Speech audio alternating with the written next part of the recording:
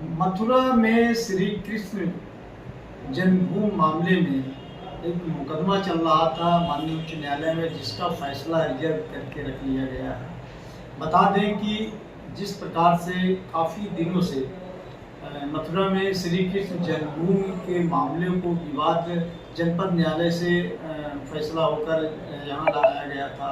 प्रयागराज में high court में यह मामला लाया गया था, जिसके पक्षकार दिनेश चंद शर्मा फलाहारी की तरफ से पैरवी की जा रही थी। ये पक्षकार थे।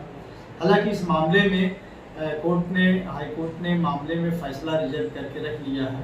बताया जाता है कि इस मामले में वर्शिप एक्ट और वक्फ बोर्ड एक्ट तथा 1991 के मामले में जो फैसला उस पर बहस हुई है, उस सारे मामलों को लेकर जिसमें मुस्लिम पक्ष के अधिवक्ताओं ने और हिंदू पक्ष के अधिवक्ताओं ने काफ़ी बहस की है।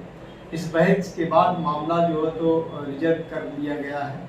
इस मामले में हालांकि हिंदू संगठन के जो दिनेश चंद शर्मा और फलाहारी बाबा सनातनी धर्म के लोग हैं, तमाम लोगों में फैसले के आने को लेकर काफ़ी इंतजार है। वहीं उनका ये भी मांग है कि जिस प्रकार काफ़ी वर्षों बाद अयोध्या में भगवान श्री राम का मंदिर का निर्माण हुआ है, वैसे ही अब जल्द ही मथुरा में भी श्री कृष्ण भगवान के मंदिर का निर्माण होगा। अमरनाथ झा, प्रयागराज।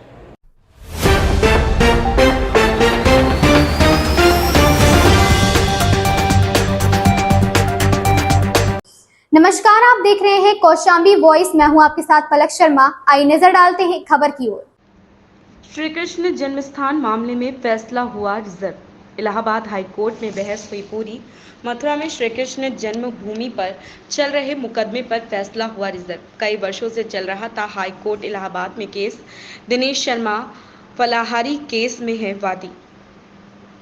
मथुरा में श्री कृष्ण जन्मभूमि मंदिर का केस लड़ रहे दिनेश शर्मा फलाहारी ने बताया कि प्रयागराज हाई कोर्ट में आज श्री कृष्ण जन्मभूमि मंदिर मामले में बहस पूरी हो चुकी है। हिंदू पक्ष और मुस्लिम पक्ष के सभी अधिवक्ताओं के मध्य में बहस पूरी हुई। इस बहस के दौरान लिमिटेशन एक्ट, वक्फ बोर्ड एक्ट और वर्शिप एक्ट 1991 पर बहस चली। मुस्लिम पक्ष ने बार बार उन्हीं बिंदुओं पर बहस जारी रखा जिन बिंदुओं पर वह मथुरा न्यायालय और प्रयागराज हाईकोर्ट में बहस हो चुकी है।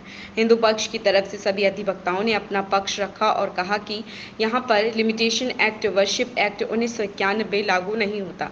हिंदू पक्ष के एडवोकेट सत्यवीर सिंह ने कहा कि भगवान श्री कृष्ण का जन्म मथुरा में हुआ था। जहां भगवान कृष्ण का जन्म हुआ है वहां पर वर्शिप लागू नहीं होता है। हिंदुवादी नेता दिनेश शर्मा ने कहा कि इस जमीन पर पहले भी कई बार केस चल चुका है, इसलिए भी यहाँ पर वारसी वर्शिप एक्ट लागू नहीं होता। उन्होंने कहा कि यहाँ पर लिमिटेशन एक्ट भी प्रभावी नहीं। हिंदू पक्ष की तरफ से माननीय न्यायालय में पहले ही सभी प्राचीन साक्ष्य जमा हो चुके। उन्होंने कहा कि मुस्लिम पक्ष के पास तो बिजली का बिल भी नहीं है जिसको वह दिखा सके और कह सके कि अल्लाह का घर है। दिनेश शर्मा ने कहा कि अब उनका संकल्प पूरा होने जा रहा। उन्होंने संकल्प लिया था कि जब तक मंदिर से मस्जिद नहीं हटेगी तब तक वह अन्न ग्रहण नहीं करेंगे और ना ही अपने पैरों में जूता चप्पल पहनेंगे। उन्होंने कहा कि भगवान की कृपा से, न्यायालय के सहयोग से हमारे संकल्प जल्दी पूरा होगा और अयोध्या की तरफ मथुरा में भी भगवान श्री कृष्ण भगवान मंदिर निर्माण होगा।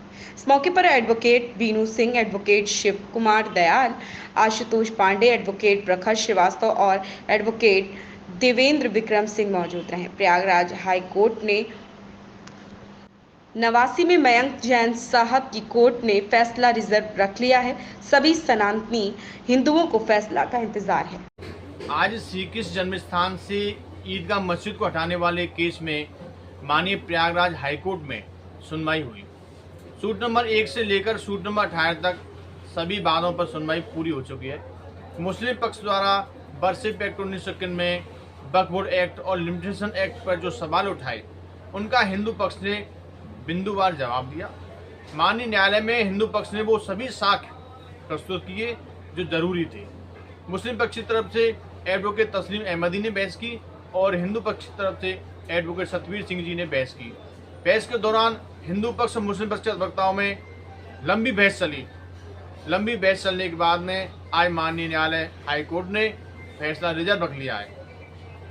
हमने एक संकल्प किया था कि जब तक भगवान श्री कृष्ण मंदिर से औरंगजेब के पाप की निशानी मस्जिद नहीं हट जाएगी तब तक हम अन्न ग्रहण नहीं करेंगे और ना ही अपने पैरों में जूता चप्पल पहनेंगे।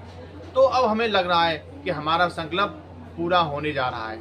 हमें उम्मीद है माननीय न्यायालय से और अपने भगवान श्री कृष्ण से हम ये लड़ाई जरूर जीतेंगे, क्योंकि न्यायालय तथ्यों के आधार पर, सबूतों के आधार पर फैसला करता है और सभी साक्ष्य हिंदू पक्ष की तरफ हैं। मुस्लिम पक्ष के पास तो बिजली का बिल भी नहीं है, पानी का बिल भी नहीं है जिससे वो ये कह सके ये अल्लाह का घर है। अब हमें उम्मीद जगी है माननीय न्यायालय के द्वारा जल्द से जल्द फैसला आएगा और दूध का दूध पानी का पानी हो जाएगा। हमने बिजली विभाग में शिकायत की थी तो ईदगाह मस्जिद में बिजली चोरी पकड़ी गई। इससे ये साबित होता है कि मस्जिद वाले लोग आधारहीन हैं और वो इस प्रकार का कृत्य भी कर सकते हैं। उनके मुगल शासकों ने हमारे भगवान श्री कृष्ण के मंदिर पर अवैध कब्जा करके यह विवादित ढांचा बनाया था। यह संपूर्ण विश्व जानता है कि भगवान कृष्ण का जन्म मथुरा में हुआ था और जन्म स्थान को बदला नहीं जा सकता। हिंदू पक्ष की तरफ से एडवोकेट सतवीर सिंह जी ने कहा था कि माननीय न्यायालय, यहाँ भगवान श्री कृष्ण का जन्म हुआ था मथुरा में, तो उस स्थान को, उस जन्म स्थान को कैसे बदला जा सकता है, इसलिए यहाँ पर बर्थ सर्टिफिकेट लागू नहीं होता। लिमिटेशन एक्ट, वक्फ बोर्ड एक्ट पर भी हिंदू पक्ष ने अपनी दलील दी माननीय न्यायालय में, क्योंकि मुस्लिम पक्ष के पास कोई भी ऐसा तथ्य नहीं है। वो वहीं उन्हीं बिंदुओं पर बार बार बहस करता रहा जो मथुरा न्यायालय में उन्होंने की थी। हाई कोर्ट में भी बार बार उन्हीं बिंदुओं पर बहस कर रहे थे। हिंदू पक्ष ने भी हिम्मत नहीं हारी। हिंदू पक्ष ने बिंदुवार सभी तथ्यों पर दलीलें रखी और माननीय न्यायालय ने अब फैसला रिजर्व रख लिया है और आने वाले समय में बहुत जल्दी फैसला आने वाला है और दूध का दूध पानी का पानी हो जाएगा। इस खबर में बस इतना ही। देखते रहें कौशाम्बी वॉइस।